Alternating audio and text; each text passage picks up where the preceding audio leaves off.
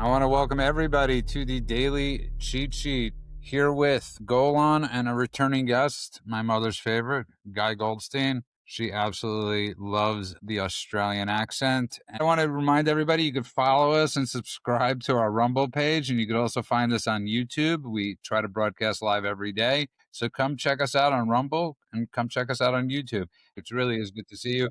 Good to see you too.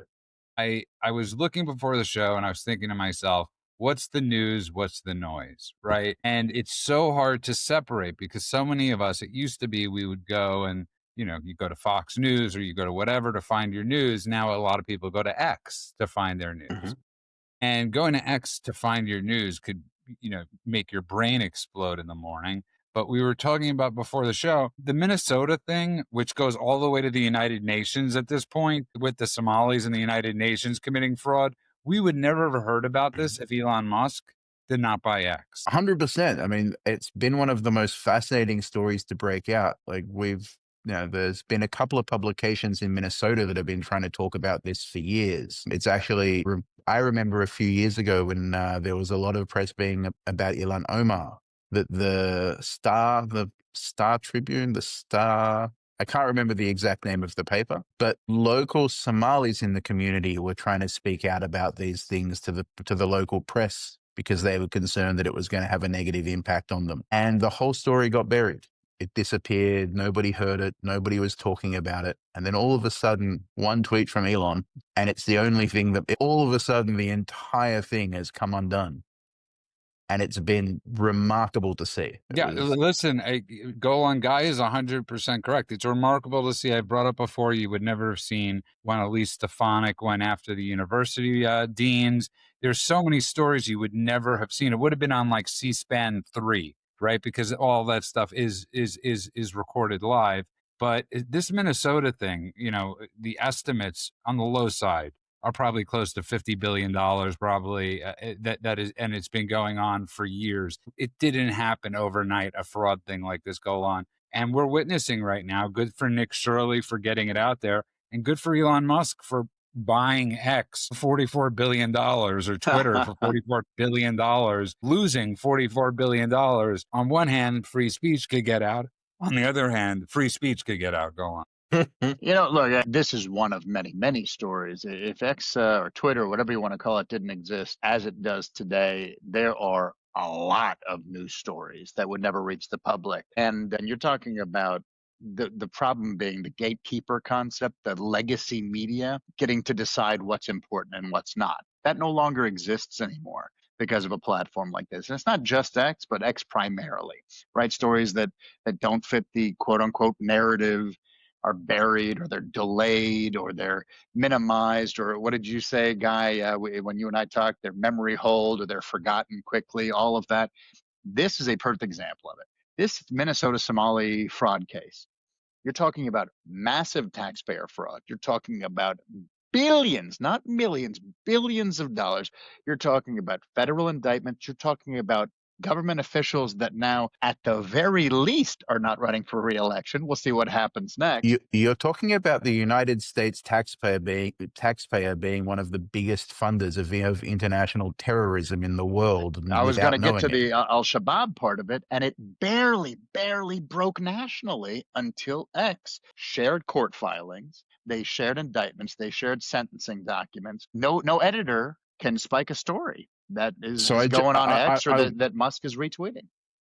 I want to correct you a little bit, because I think the credit should go where it's due. It's not X. X was able to effectively bury these stories, and Elon buying X didn't make these stories come to the surface. Elon made these stories come to the surface by recognizing that these are stories that need to be talked about, and tweeting it to his 120 million followers or whatever he's. I think you're right. I think my idea is using them synonymously at this point, because, when he decides to tweet out something, it's no longer just Elon Musk already had a platform, right? He could tweet out something. Donald Trump could tweet out something, all of those things. Some of them are deplatformed, et cetera, all of that.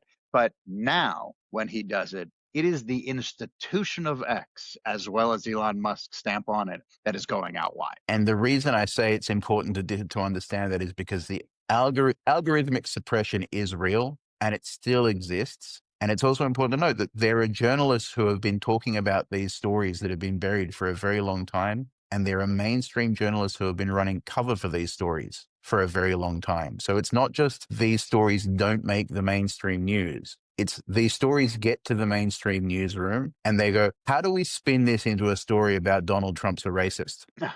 Because these Somalis are black, therefore the whole fraud, the only reason you're noticing that the fraud is because of the color of their skin, and it's nothing to do with the $50 billion. And Tim Walz is definitely part of the Somali community, and it's definitely a race thing when it comes to him too, right? So it's not just that this isn't being reported, it's actively being minimized by the fourth estate, who is supposed to be the eyes and ears of the public, keeping the government accountable.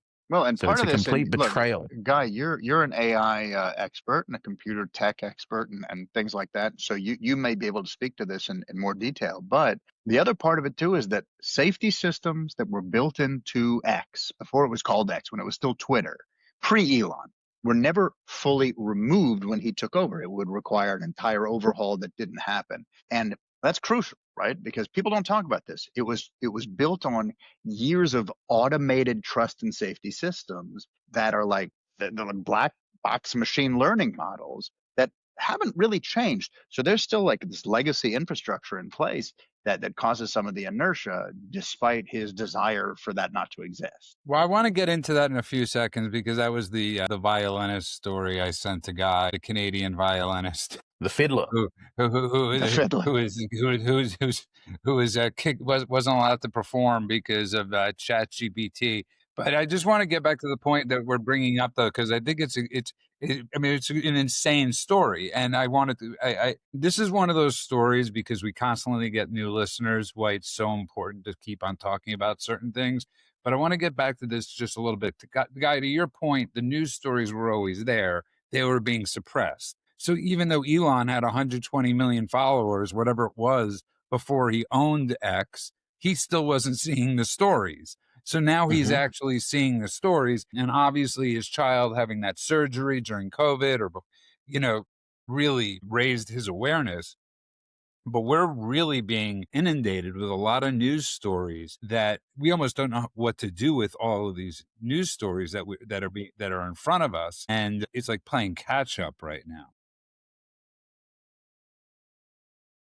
And what's been really interesting about it, so first of all, you're 100% right. And these were stories that were really hard to see 5 years ago. And there were niche, fringe voices on the internet who have become even more fringe, tragically, because they spent so much time shouting about these stories that everyone was ignoring, that they eventually got incorporated into more fringe elements. And that's where you get some of the people that have gone off to the conspiracy right. But these stories were always there, and there was an algorithmic suppression and there was institutional suppression in the newsroom. And those two things together meant that if you did get a whiff of the story you heard was Republicans bad, Donald Trump racist. You did not hear the real story. Every time. And now when you do hear it, you see that it's not left, right. It's not a partisan story. The American taxpayer being defrauded by $1 or $15 or $50 billion at a time where where there's a massive national debt and times are tough. Like, let's be honest, these aren't the best economic times America has been through. It matters. And that story being buried means that Americans on both sides of the aisle are being robbed. Think about how much noise people have been making about the $3.8 billion that go to Israel. And you're talking about an order of magnitude more than that without them even knowing. And just for clarification purposes, as we like to do, going to Israel is a misnomer, of course. They are receiving a lot of intelligence and trade and guarantee to buy things from American companies and American military. But we don't have to get into that now. I just wanted to make sure that was said. Well, no, I think it's always important to state that because listen, it's I don't know who I was reading or somebody I was talking to. I can't remember where they were. It might have been somebody from TPUSA who was talking about that he thought ignoring Candace Owens would work until he was at a party where this woman was saying to him how she was certain that Charlie Kirk was murdered by Israel and Egypt or whoever it was, and so on and so forth. And That's the noise. So you get the news, and sadly, there are always going to be these grifters that capitalize on the noise. But before we go into the commentary part, I just want to get some of the more newsworthy stuff out there, because I think it's extremely important to talk about what's going on in Iran right now, the reports of massacres going on the streets. And you don't hear, it's not being amplified anywhere. You're not seeing everybody that was calling for, the genocide guy, the Israel genocide. Nothing coming out of their mouths about 35 civilians being mowed down that we know of last night, including 4 children. By the There way, is no free Iran movement that we can see other than Israelis, Jews, and Iranian in diaspora. Yeah, and I just want to point out too that if you think back to the beginning of some of the Iranian protest movements that happened, up until the time that everyone decided they wanted to become an anti-Semite and amplify those Tucker-esque kind of stories, every one of those was amplified by the mainstream media. Every one of those. We got to cheer on the Iranians who are fighting for not having to cover their heads, who are fighting for freedom. The Ayatollah is a bad guy, all that stuff, until there was a delineated marker.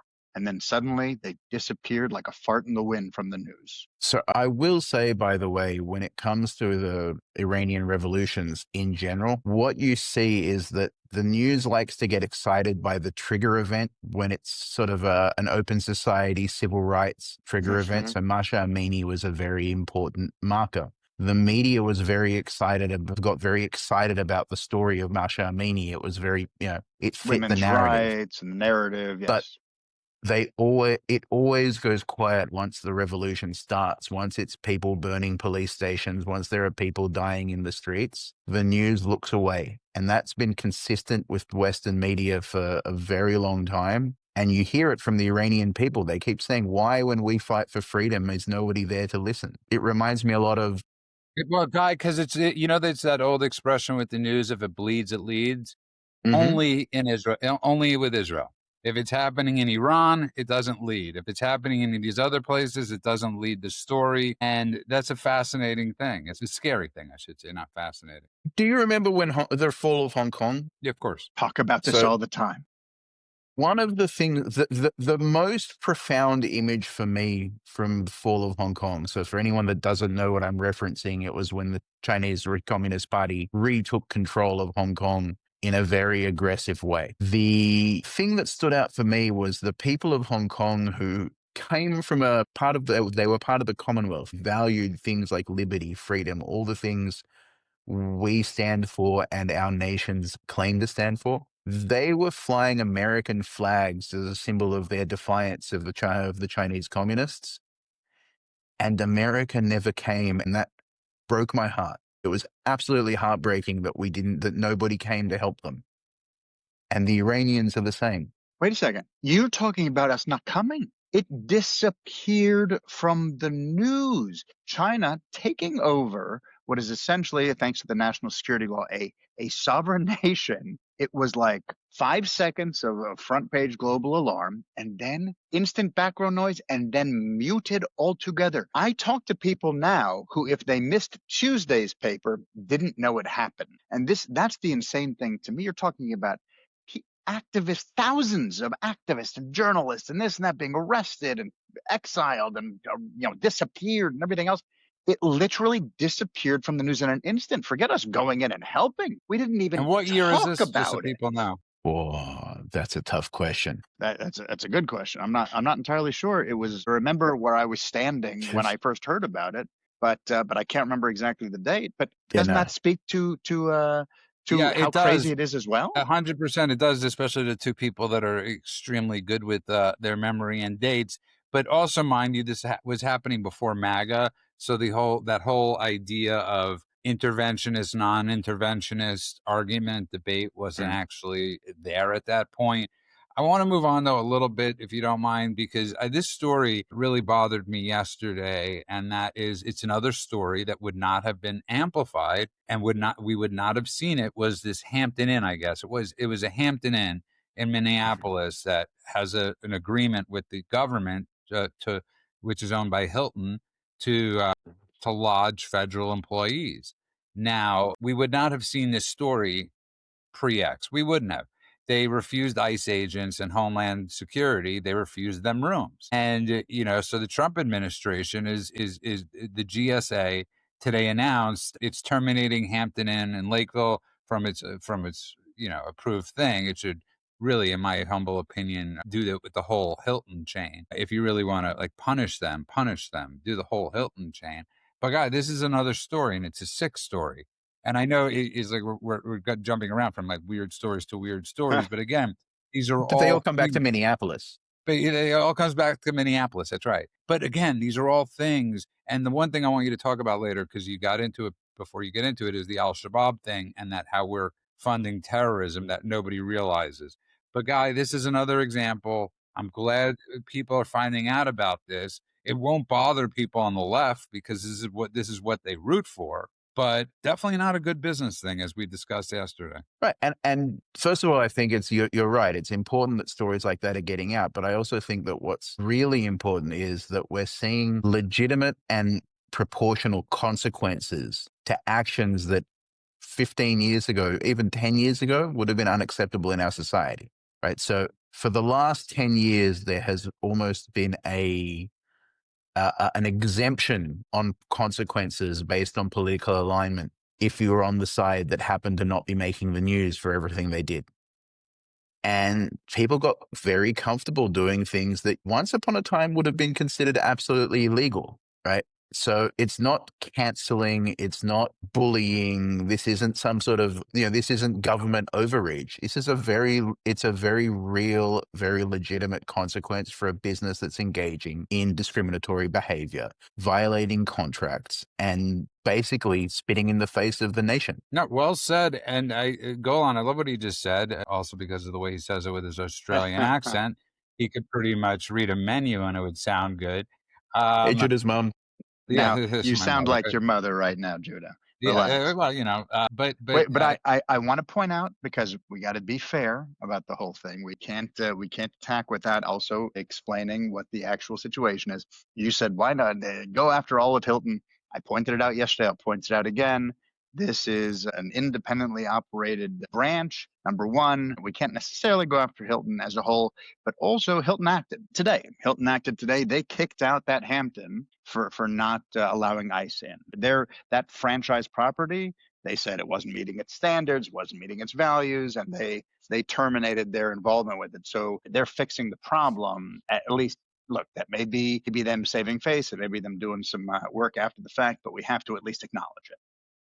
We do, but you raise a different point. You're raising a totally different point, because I could almost guarantee you, if this was in reverse, Hilton would have known about this long ago. Okay, this would have been if the Hampton Inn or whatever it's called would have been going after bakeries, right? I mean, you always go back to the bakery story about the woman or the family that wouldn't bake the cake, right? That was like the biggest national news story.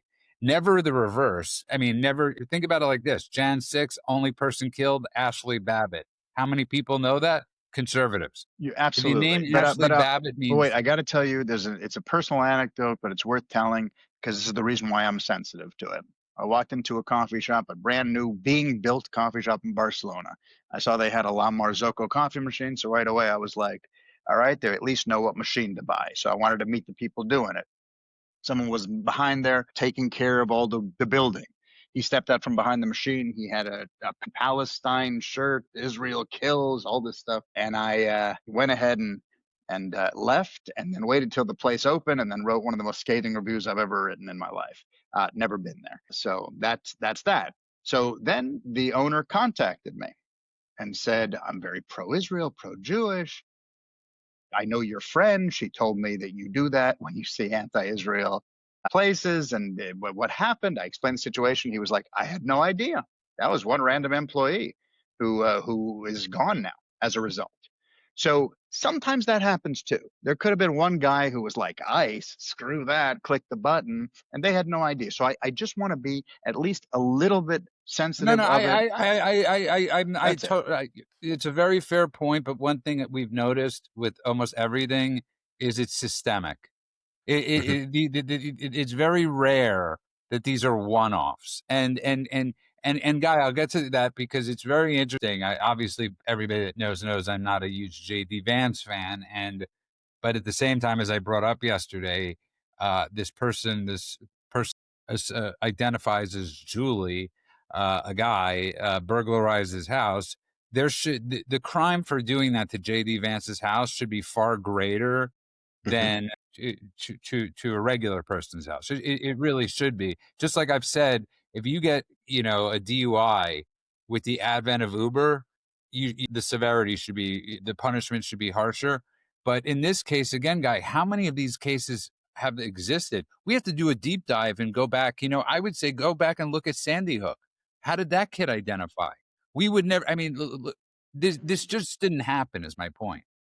So two things. Number one, attacking JD Vance's house should be an incredibly serious offense because it's the home of the vice president. That's an attack on the country, right? It's not just a house. You can't just treat it as trespass and vandalism. Secondly, these stories have been around for a long time, and for a long time, there's been a correlation between certain groups and acts that we would perceive as terrorism back when we had a good definition of terrorism. And it's always been varied. I mean, how often have you heard Islamist attacks being described as mental illness or a lone wolf? It's never this is what I was a going to wolf talk that about. goes to a mosque filled with wolves who happen to preach the idea of jihad. No, it's a lone wolf. There's no den. Which, by the way, when you think about it, is actually quite ironic because we know that wolves are a pack animal. Anyway, that's a sidetrack. The same is true. I mean, if you just need to look at the story about the guy that killed Charlie Kirk, the guy that murdered Charlie Kirk. It wasn't a lone wolf. He was having conversations with his friends about it. Now, whether or not the friends were involved in pulling the trigger doesn't matter because they were having conversations about killing a person and that person wound up dead. Why is that not criminal conspiracy? Even if you thought you were joking, at what point is the responsibility on you? If we were to have a conversation, the three of us, and one of us were to start throwing around in a way that I couldn't tell if it was true that we were going to assassinate a very public figure or just harm someone, we would have a responsibility to tell someone. The way media manipulates language, right? The whole lone wolf label alone is one of the most misleading phrases in modern political language. It pretends that ideas operate in a vacuum. Like people wake up radicalized for no reason. It's not just, or they label, oh, it's mental illness. This guy who broke into, or the girl guy, whatever, I don't even understand what he is exactly. But the JD Vance's home thing, he trespassed on somebody else's property in 2023, and then was said he's not mentally fit to stand trial, right? So we've already been down this, but this is the truth of it, right? If someone consumes the same rhetoric, the same slogans, the same grievances, the same moral justifications, the same terroristic, slogans or whatever, thousands of other people or even hundreds, that's not isolation. It's not lone wolfism. It's distributed coordination. There's no such thing. It's ideas are force multipliers, right? And that's just the way it works. Well, I mean, I want to get to that story because Guy sent the picture to us of that story where you're right. It is a group thing, right? Where it's the coordinated, was it about the coordinated protest? The pro-Maduro protesters being coordinated by Roy Singham. Yeah, Neville Roy Singham. Yeah. So this is a consistent recurring theme it's got to do with what Galan was talking about, the distribution of ideologies. Yes, there are lots of people who are listening and sheep and follow the leader, but there are leaders that are pushing particular agendas through these networks, which include people who are being radicalized. And yes, a lot of the time it is the mentally ill or the mentally incapable who end up going one step further within these radicalized groups because, there are strong correlations between autism, mental illness, and transgenderism, for example. Why? Because when people are trying to convince you that maybe you need to do something that's fairly extreme to your own body because you feel weird or you want to be accepted by your friend group and you don't understand how to get accepted, those are the people who are particularly vulnerable, who can be pushed over the edge. And consistently, and this, by the way, goes back to the problem Australia is having with its prime minister following Bondi, consistently there is no accountability to the people directing the radicalization and the incentivization to action. And so this story that I shared with you today was showing about how the same organization run by the same person who has extreme views with regards to America, the West, and Jews, Neville Royce Singham, Golan will fill us in on him later on. But they found that the same organization was now fueling pro-Maduro protests that had been fueling pro-Palestine protests, right? They just changed out they changed the cassette tape and pressed play again. And those organizations aren't being held accountable. They're not even being looked into. I'm going to ask you both a question because, because this is a lot. A lot. This is a hit. Go back in history and you look at how many people did Charles Manson actually murder? And the I number? want to say 22. Zero. I want to say zero. Zero. He didn't murder anybody. He got people to actually commit the murders. And it's in reference to what you're talking about, Guy. This is a cult. This is a death cult that these people belong to. And unless you arrest, everybody on that chain that Robinson was talking to, or these schools, or any of these shooters, who was on these chains. And this is where the problem go on is you have these crazy people that are coming up with these crazy conspiracy theories instead of just looking at the actual text strands of who these people were talking about. And yeah, more will probably be revealed in the court case. But it is important to note it was there a leader of this group. Because I doubt it was Tyler Robinson, because it's very, very rare that the leader, that the David Koreshes commit the crimes. He gets the other people to commit the crimes, and we have to really look at that go on. Well, by the way, that is how almost all Islamic extremist violence, or whatever you want to call it Islamic violence, but happens, is that the leaders at the top are making billions and billions. This is not me just speculating. You can look this up, how much the leaders of Hamas are worth, for instance. Billions and billions of dollars jammed into their pockets. None of them are strapping suicide vests onto themselves or their children. But what is happening is they get everybody who is somehow consistently living in poverty, despite the fact that billions are available for their own pockets. And those people who are desperate and have nothing to do but cling to some kind of fairy tale, like, if you die killing Jews, you'll be rewarded in heaven later on. Well, those people all strap bombs to themselves or stay in buildings when Israel tells them to leave or anything else. So yes, there is a consistent pattern, not just there, but throughout history, of people who are smarter and people who are richer and people who are more powerful, making sure that the cannon fodder is not them. Well, so there's two small corrections I want to make, or two small additions I want to make. One of them is, I hope they're additions and not corrections, because I'm not wrong about anything. So I hope I got it right about Charlie Manson. Yeah, go on. It's not just the miserable, the poor, the wretched that commit acts of terror in the name of jihad, right? It's doctors, it's lawyers. Of course. That myth has been debunked by the caliber of the sorts of people that do it. It's not a misery thing, it's an ideological thing. The second thing is, and I think this is really important, that it's a lot of the work that gets done to look into these groups, and this happens to be something that I work on, but a lot of the work that gets done to look into organizations like the Muslim Brotherhood or like these groups tries to understand them through the lens of either a cult or a criminal organization. The truth is, it's neither of those, and it's something that's far, far more challenging, which is it's a distributed network that disseminates ideas. And once those ideas are disseminated, there is no accountability to the source. So the fact that Hassan al-Banna came up with the ideas at the root of the Muslim Brotherhood, and they got adopted by a large Salafi network of clerics who distributed around the world, which turned it into an organization which has built agencies around the world. There's no direct line between Johnny No Name, who manages social media at Care, and Hassan al-Banna, that you can say, look, he's the guy behind it. This is the chain of causality. It's actually that these ideas have been effectively distributed in a way that now they exist independently in each of these new people, and each of these new people are able to pass on to it's a mind virus. It's a mind virus. Gad Saad really explained it perfectly. Yeah. And I think after COVID, we all became experts in virology. And when we look at the patterns, the patterns of spread, well, these things spread far more like a virus than what we were told. That's very true. You know, But I want to point out one thing when it comes you to can point the out two things. poor and the unwashed masses that are fooled into this. And eventually, yes, of course, it trickles up into doctors, lawyers, etc. You have to understand where those doctors, lawyers, etc. come from. There wasn't an educated doctor. This is also in some cases. There are rare anomalies here, but there wasn't an educated doctor who was educated in the West, who loved the West, and then suddenly heard about this and flipped and decided to. Every once in a while, you get one of those.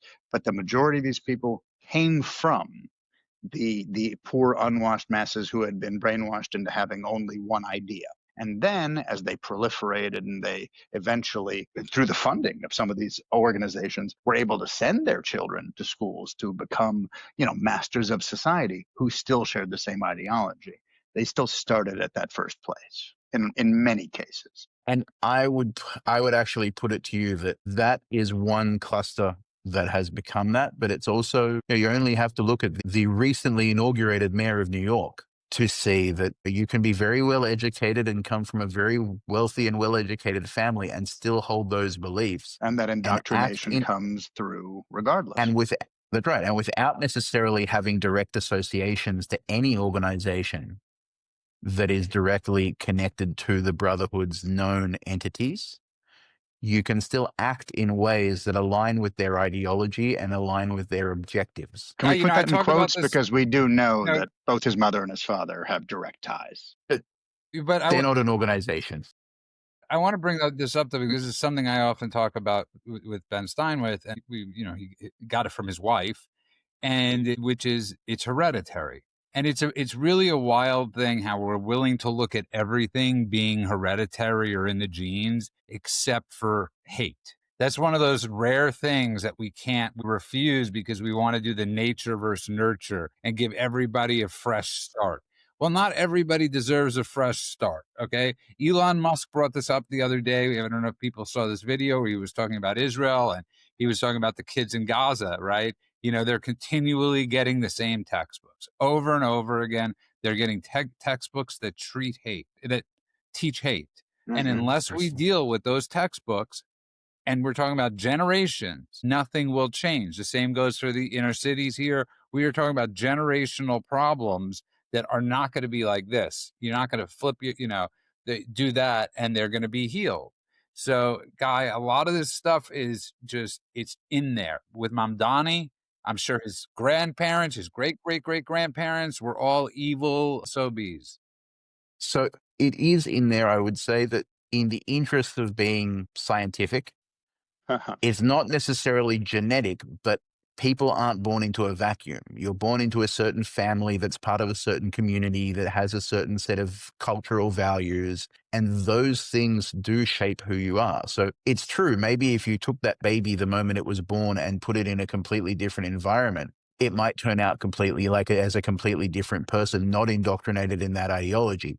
But last time the Australians tried doing that and the Americans tried doing that, it was generally frowned upon. So I don't suggest that we try doing that again, although there is a need to figure out a way to the power structures that indoctrinate people. And I think it's also really hard for Westerners to understand that what we used to consider a very if you go back to sort of the federalist small government model of power, the most influence on who you are comes from your home. The second most influential circle is your community, which was usually centered around the church. The third largest is the town. The fourth largest is the state. The fifth largest is the nation. Yes, you were loyal to the nation, but first and foremost, you were loyal to your family. The Middle East still thinks that way. Middle Easterners, even in the West, still think that way. And so it doesn't matter if the education system tries to teach you good Western values. If you come from a home that teaches you that indoctrinates you in hatred,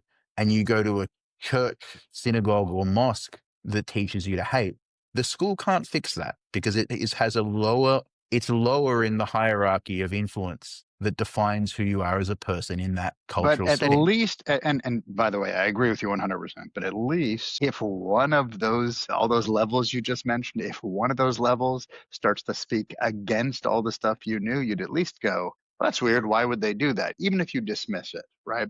Right now, they live in a society where home does it, church does it, community does it, school does it, city does it, state does it, and even though they don't have a country, whatever we'll call their government does it too, right? And so, and all the 55 other countries that share their brethren do it as well.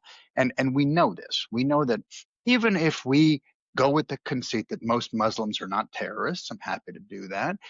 We also know that very, very few non-radical Muslims publicly and consistently condemn Islamic terrorism, and there's got to be a reason for that. There's got to be a reason. We know. I'm not going to say silence is violence and all of that, but silence does indicate that you don't have anything to say about a topic, right? So Well, I Go want to ahead. come a little. I want to come a little full circle, guys. I want to move on a little bit because, it's everything you both just brought up brings us back to X, right? Which is a nation, which is a this, which is a that, which is everything Guy brought up is X. It's literally X is the final or any of these places are the final. Has combined all of those things in one, and we are witnessing right now just absolute chaos and absolute terrible noise. But before I get into that, because I want to go to that quickly with AI, it's something we've brought up in the past. AI is nothing but an aggregate, right, Guy, of Mhm. Wikipedia, of all these different places. Scraper. Right. So I sent you that story about the Canadian guy that wasn't allowed to perform because ChatGPT said he was, I guess he was a pedophile or a sexual offender or one of those things, and he was banned from performing. He's performed all over. He's a very famous Canadian, I guess, and they got it wrong. And because I mean, they just got it wrong. I mean, how long is it going to take to correct So ChatGPT? So it's nice to think that it is an aggregator, something that collects information and knows what it's looking for and all the rest of it. Large language models are guessing machines. What a large language model does is it takes a huge amount of data to try to turn it into a probabilistic algorithm. It turns it into a really clever guessing machine that tries to guess the next word in a sequence to get a positive result from the word pattern that you gave it. It's not designed to look for truth, and more so, it is built to give you an answer even when it doesn't know an answer and no truth exists. In the AI field, they talk about hallucinations. Hallucinations are what happens when the AI doesn't know and really confidently tells you it does. One of my favorite examples is I was very early on when I was experimenting with AI, I asked it whether or not something was true. It told me something I found shocking. I was like, that seems unusual. Are you sure that that's true? It said, yes, I did the research and I have references. I said, show me your references. And it gave me a perfectly formatted Oxford style or Cambridge style reference sheet of all the different sources that it used. And at the time, I was still feeling a little bit skeptical. So I started clicking on the links that it gave me. And page after page did not exist. But it knew that I asked for references. And so it created an answer that looked like references. And had I not been in a very skeptical mode at that particular point in time, like that's 4 times I had to ask it, are you sure? Before I found out that it had completely fabricated the entire answer. It was all just madness. So you're basically saying we are screwed. No, I have to read you something. This is hilarious. Hang on just one second. You read it, I'll be right back. You guys continue, I'll be right this back. is perfect. Okay. My family and I were just in Israel, okay? And my wife wanted to order coffee. And so she's getting really good. She learned the phrase shibolet shual, which is oat, so she could order her coffee with oat milk. She's very proud of herself. And then she said to me one day, she said, I would like my coffee chacham. And I was like, oh, that's really funny. Chacham means smart. Chacham means hot. So I thought, oh, that's a cute mistake. And she said, no, I looked it up. ChatGPT told me that's how people it's slang. And I was like, whoa, it's been a while since I lived in Israel. That doesn't seem right. Hafuch chacham, it kept telling her, which is basically like a latte. But I asked a friend of mine who's a barista, and he was like, that doesn't exist. What are you talking about? And so I wrote into ChatGPT. I said, it also said, nobody says Shibboleth Shual. They all say oat, even though it's in English. I said, that's not true. I'm in coffee shops every day.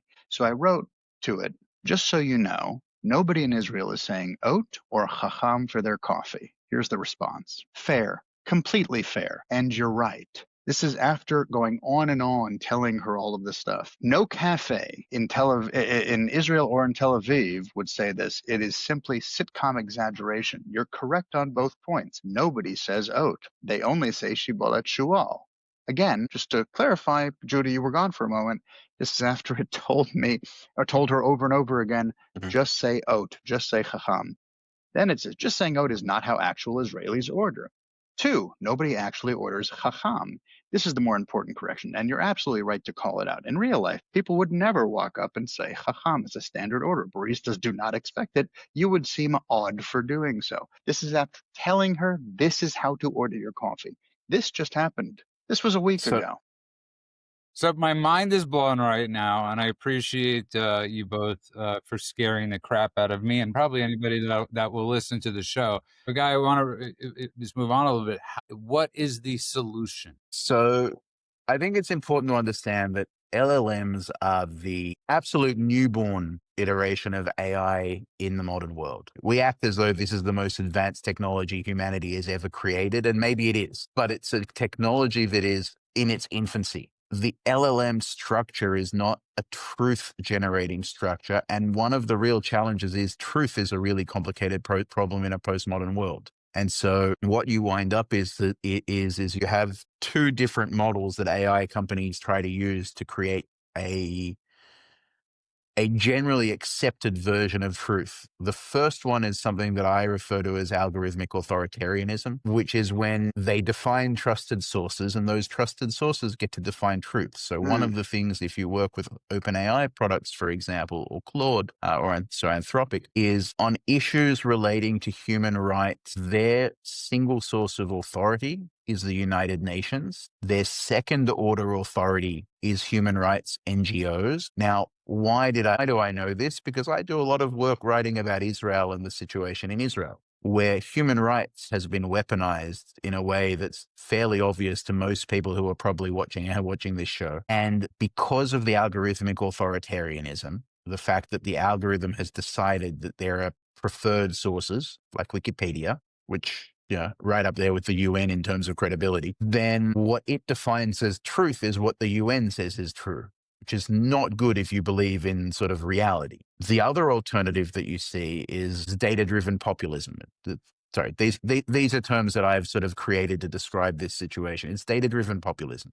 Data-driven populism means that what most people say is true must be the best way of approximating the truth. The most obvious counterexample to that is the fact that every accepted truth that we've ever accepted in humanity has eventually been disproven by one lone voice who said, I don't think the sun is at the center of the universe. I think we're revolving around the sun. Yeah. And then there's that great cartoon where one guy is standing against all of the masses and saying, I still know I'm right, right? And that's the thing. The AI models, they don't understand propaganda. They understand polished language. Probability. They understand probability, but they also, in terms of who they authorize as, and some of that is individualized and some of it is done automatically. Polished language, institutional tone, volume, probability, consistency, all of these things that propagandists do so well. That's why a source like Al Jazeera is considered trusted. And one of the things that you see, particularly in the information landscape we have today, where bad actors, and we know that there are bad actors doing this. It's not just the coincidence of all of society acting in bad ways. There are bot farms. The Chinese have a concept called a water army, which are digital armies designed for influence operations. The Russians have their net wars. This is common practice, and I'm sure we have them in the West too. Israel does it, America does it, the UK have a whole division in the army that does it. The stuff that those people are producing is intentionally designed to create to mislead. It gets published on platforms that are considered to be fair game, like X, like Wikipedia, like Substack. it gets consumed. But do you remember? We talked about this once. The number one source, at least for ChatGPT, I can't speak to the others because I didn't study them as deeply, but the number one source for a time, this has shifted a little bit, it's still in the top 5 for ChatGPT scraping, was Reddit, for God's sake. right, and so what happens is when the information marketplace gets flooded with a particular idea repeated often enough, particularly with consistent language, that trains probability-based algorithms. I know I'm sounding super nerdy, but that No. trains Listen, I think it's important to sort of know these things and what's going on, because listen, guy. I mean, you're giving sort of a tutorial on how and what AI is and how it works. Is it going to be the most? Is it going to be the most riveting 30 minutes of our lives? Absolutely not. But I want to be able to talk to somebody and get it from an authority, Well, or be able to let's look explain at it to here. somebody. Let's look at it simply, like visually. It's a snake eating its tail, right?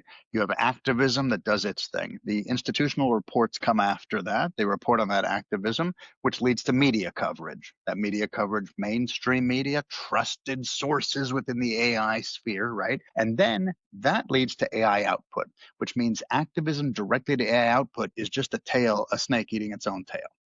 They all end up in the same place as a result of that circle. That's Right. biased laundering. And in between, part of the way that the probabilities are being determined is by looking at things like X and saying, well, if I'm looking for a word pattern that says what's the word that comes after Israel more often than any other word in the English language, well, wow, it's genocide. All you need is 2 Does that billion Muslims and a bunch of Muslim allies to repeat that lie, or bot farms, or all the water armies, or anyone else, and you see it over and over again. They go, oh, the probability is well, speaking the truth. all you need is an algorithm that'll amplify outrage, and someone will figure out a way to light that fire, right? And that's part of the challenge, where the biggest threat today to freedom of speech is not censorship, it's not governments, and it's not people passing laws about speech and hate speech. The biggest threat to freedom of speech in the modern world is algorithms, because the speech only has 100%. value when you can be heard, and algorithms dictate what is heard. It's really funny you say that, because a friend of mine wanted to send me a story the other day, and I said to him, please don't. I don't, just tell me about it or whatever, because I'm not in the mood for that story to get into my algorithm. I'm not in the, I have no interest in that being a featured thing, and my algorithm is so messed up as is. I don't want it. But I want to just move quickly to the last thing I wanted to get to, which is, listen, it's important to note things out when they happen, and, giving the benefit of the doubt. I don't know why I do that. Sometimes, you have to give the benefit of the doubt, I guess, go on. But yesterday we were discussing, obviously, the JD Vance thing. Yeah, yeah, I'll grant him this. Oh, He I'm does very an amazing curious what job. you're about to grant JD Vance. I can't I'll wait to hear grant him this. that he does he has an exceptional grasp of talking about the economy. Whether it's true or not, who the hell knows? But he's amazing at articulating the economy. Just like he was amazing when he summed up Trump's doctrine into the 2 words common sense. Now, take that out of the equation. When asked about anything else, he has such a hard. He becomes Kamala Harris, and Scott Jennings has a new show on Salem, right? A new radio show, and I both sent you the video. Exactly what did Scott Jennings ask, and what was his answer go on? Because he could not answer the most simplest of questions. Well, I'm not going to do it verbatim, but Jennings But basically what would you asked do to him, corral? does Do you have to corral? he said, he said, does anti-Semitism, it's a story that is being spoken about a lot, and you're always being asked to be involved in it. Does anti-Semitism have any place in the conservative movement?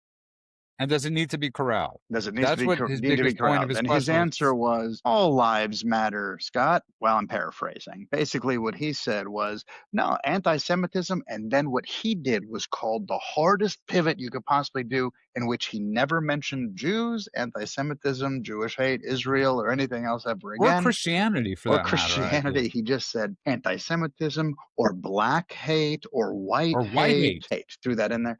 And none of that has any place here. We're the love people, and we don't tolerate blah blah blah blah blah blah blah blah blah whatever. All lives matter. So no, he absolutely failed.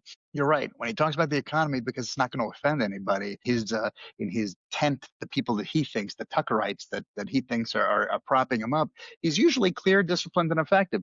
The minute he gets out of that lane, his messaging sounds like word salad. I love what you said. The Kamala Harris comparison is beautiful. So you actually Like, mentioned something really important there, which is white hate.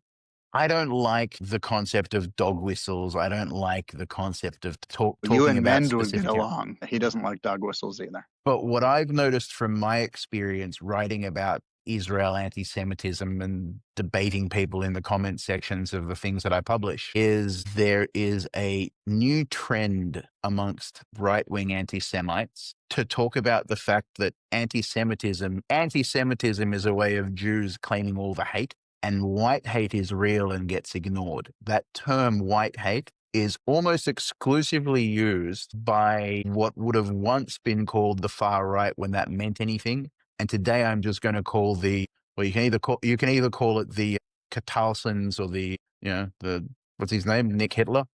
But it's very specifically from within that milieu. And the fact that the vice president is speaking in a language that is part of a milieu, which is distinctly not just anti-Semitism, but white nationalist, not just anti-Semitic, but white nationalist, that's a serious cause for concern. Listen, you're preaching to the choir there, my friend. And to get to your point, this is where a lot of this comes from. And I remember where a lot of this came from with Tucker Carlson. Now, he might have had it for years, but it was when he attacked Bill Ackman.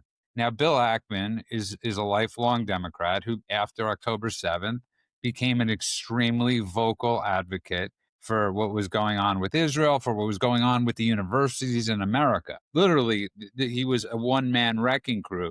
And Tucker Carlson loves bringing up Bill Ackman, as he loves bringing up his name, because his Speaking whole of a point dog was whistle, right. His whole point was, well, where was Bill Ackman when we were being persecuted? So now he's taking out, and I said this for years. I have no problem with you if you want to say Bill Ackman and other Democrats, or other people that feel oppressed right now. It doesn't have to just be Jews. There are a lot of people that woke up after COVID, after October 7th. But that was when it really started getting into the vernacular for me, of me remembering it, of Tucker actually saying it. Like, well, where was Bill Ackman prior when conservatives were getting canceled? You don't think I was asking the same question? I was asking the same question as I had YouTube shows canceled, pulled at least 100 episodes pulled off of YouTube for mentioning guy election rigging or questioning the science or whatever it was. I remember that era. And I used to scream, where are people? Where are the people speaking up? Listen, So that's where a lot of that comes from. So I remember when Alex Jones was deplatformed from all of the internet all at once the first time.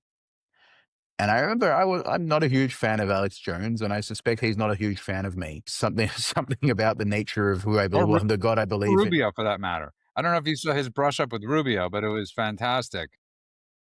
But I was familiar with Alex Jones, and when I saw him getting completely erased from the internet, all of my flags went up. It comes down to I don't believe in what you say, but I'll fight for your right to say it. Right? It suddenly triggered that effect with me big time. And what I was saying to my friends was, if they can do it with Alex Jones, they can do it to Donald Trump. And they tried to do it with Donald Trump, and the only reason that it didn't work was because he had people like Elon and Elon come to the rescue. And but listen, you're 100%. Sorry, go on. Which brings us full circle to where we started the conversation, which is, can you imagine the world today had Elon not bought X? Yeah, it's a circle of life, Simba, and go on. I'll add this too. I'll add that, just to go back for a moment to Vance. One of the arguments that people make is, no, he's so smart. He's so smart. We've heard Mend speak about that. I'm not picking on Mend here. He really respects the guy. He defends him. That's fine. But he keeps talking about how smart he is. And here's where I will give the benefit of the doubt. I think he's smart enough to know when he is using a dog whistle. I think he's smart enough to know when he's saying something that will be interpreted by a certain sect of the population in a certain way. I don't think he says anything that is accidental. I think that despite the fact that he gets into kind of uppity moments when he's asked about something that isn't the economy, doesn't mean he doesn't know how to speak. It means he is being very measured and careful in what he says in order to get a point across without being blatant. That, I think, is something that we cannot ignore. And really quick, before I know we're going to sign off in a moment, but Rubio was brought up, and I just have to bring this up because there was a great article, CNN article about Rubio that we haven't spoken about. And I know we're fans of Rubio here. Guy, I assume you are as well. I am. The article was talking about how Rubio was basically, is a little bit of an overstatement, but basically one of the architects, if not the architect, of what happened with Maduro. I don't know if you saw the article. It just popped up while we were chatting, so I had to point it out. But it accidentally admits the quiet part out loud that Rubio, while he's like commenting on the events, is actually designing these events. Listen, he was part of the planning. Wait, one second. Just for the listeners who haven't seen it, he was part of the planning, the sequencing, pressure, the execution. It was genuinely thrilling to read this article and stuff that, we've seen that Trump's been putting him out front and making sure that he's visible and he's there when these events occur.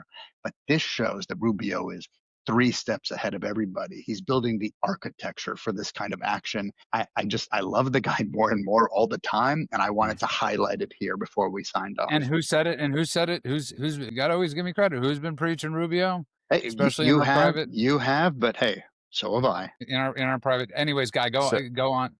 No, I was going to say, if you're opening the door on Rubio, I have to say that over the past 12 months, he has emerged as what seems to be the single most impressive politician in the United States since, and I know this isn't a great example because Kennedy was more charismatic than politician, but Kennedy, he has emerged as being someone who he has confidence, he's smart, he's on top of things, he knows how to get a point across without being extreme, without being over the top. It's there's one major difference. Remember, I always say he's not cheating on his wife. Kennedy's biggest asset, he's like one of those great singers that dies early, so we didn't hear the bad songs. Talk about this all the time. Yeah. It's like everybody, we forget to talk Would James about Dean have been they don't get a chance to become fat and having made 50 they don't get to become movies? Roger Waters. No, but even people won't talk about them fairly because nobody wants to crap on somebody that got assassinated, and nobody wants to say, well, he did get us into the Vietnam War. We did have the Cuban Missile Crisis. We did have this and we did have this. He was horrific foreign policy wise. So that's like, I don't want to, I just think, Rubio is a generational Secretary of State as far as his acumen. He's so one of the interesting things I've found about secretaries of state is that they usually seem like, maybe it's just because Kissinger's the archetypal Secretary of State to me, but they're usually the person who's in the background making sure that things work. And what's fascinating about Rubio is that he has the brilliance of he is a generational Secretary of State with the charisma and look of a presidential candidate. Yeah, well, because secretaries of state are generally managing relationships and issuing statements, and they're diplomatic clerks. This is a guy designing the campaigns. That is the difference. He's fusing foreign policy with national security and domestic consequences. He's doing on every level. He's involved. This is not how secretaries of state generally function. But I'll add to that, he's also figured out a way which most secretaries of state have not been able to do because they're so tied to the State Department. He has managed, because obviously the State Department is still the State Department. It hasn't changed in 12 months. He's managed to carve out a path minus the deep state and not get deep stated. And that would be my biggest concern with somebody like Rubio would be getting deep stated, because every move he's making is against the deep state, right? That this is so we got to give him props. Yes, Guy, we got to. And he's architected perfectly his role, which is when he goes to Trump's camp, he's the guy that's actually against the deep state. And when he's working with the deep state, he's their buffer from Trump. because the Well administration put. would probably Yeah, would probably go push harder and further. I think And it's a Rubio, great point. "No, let's chill." And so again, he's diplomatic, he's assertive, he's charismatic. Yeah. Yeah, it is hard to overstate how impressed I am with Marco Rubio, particularly given that I still remember when he was up against Donald Trump as candidate Rubio back in And he got you know 2016. who he got manhandled by? It was not Trump. It was Chris Christie. You know, Chris I Christie ate remember him that. up. It was, you know, Well, that he's is like, "You're Chris a Christie's robot." thing, It was actually. the entire media chewed him out and made him seem like he was too young. He was young, foolish, and he was just there as the token, good-looking ethnic candidate. And Oh, you really like now, Rubio. but that was the way he was portrayed. He was portrayed as he's an empty shell. Yeah, I mean, listen, it's like I have to go back, and it's also you got to remember that's when still we were trying to break apart the establishment and MAGA, and he was part Rhino in a sense because he was part of the Gang of Eight. So there's a history to a lot of the knock. I mean, you can't, and the Gang of Eight was obviously for immigration and immigration reform. So it was like new versus old and him sort of in the middle. But the one Mhm. thing you can say about him is he doesn't have a glass jaw. Okay, that guy took a shot of shots that most people that somebody like Nixon took. Very few people that take that A shot lot of of those shots. guys never stood up again. You mentioned Sleepy the other day, and Jeb Bush, yeah, Jeb Bush, low and like energy, low what? energy. Yeah, no, low energy.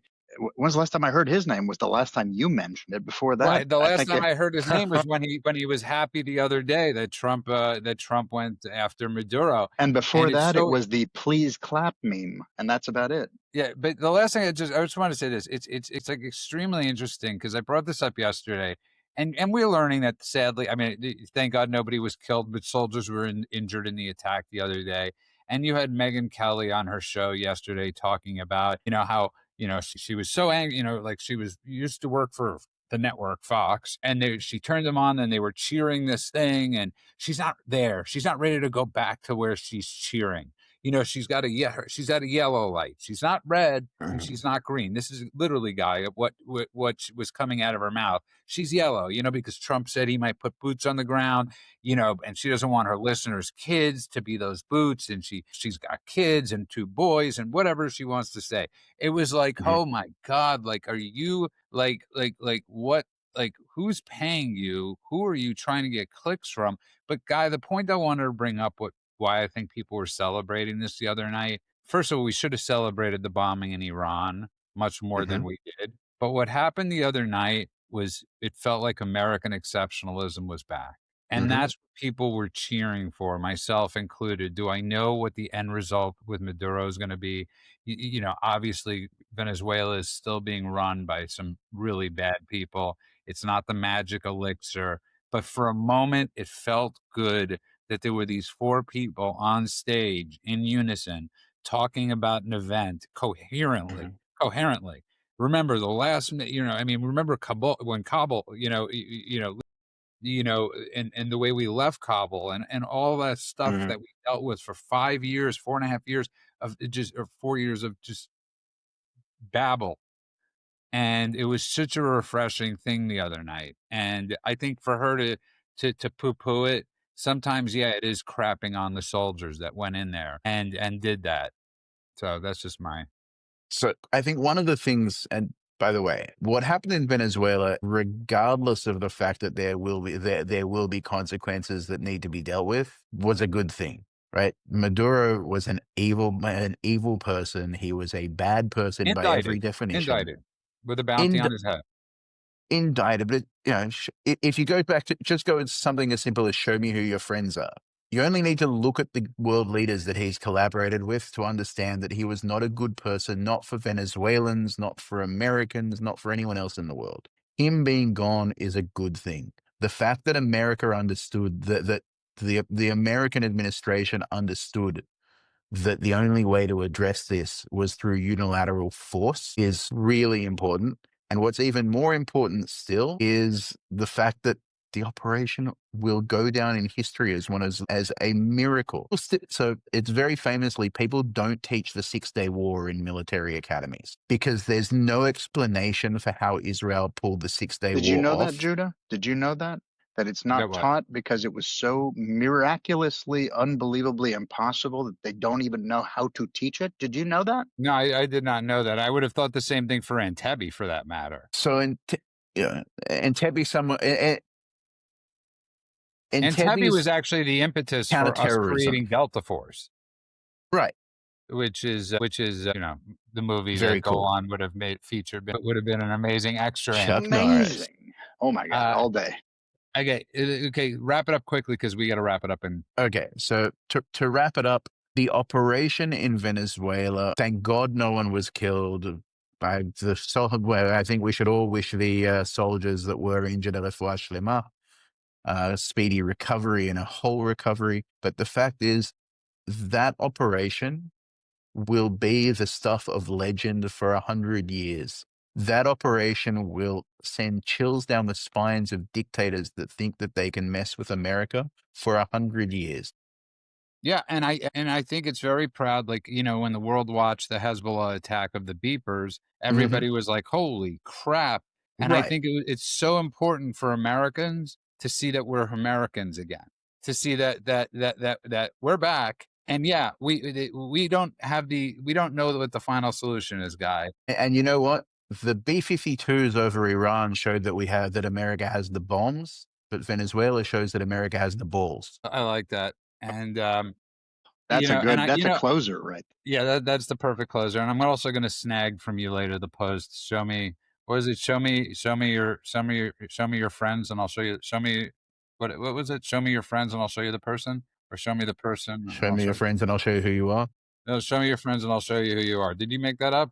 I'm gonna. I have Okay. said that phrase on this show at least a dozen times. I know.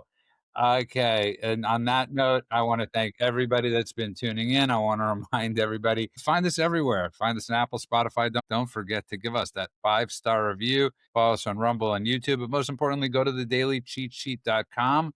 That's where you could find us. I want to thank Guy Goldstein once again, our expert from down under. Go on. No, I'm pointing at him in a very salutary way. Yeah, and and by the way, I realized something just during the show, because I could never remember how to pronounce the Bondi, but it's bonsai. It's like a Right. bonsai With a tree D. with a D. But So I wanna, so it's Bondi Beach. Perfect.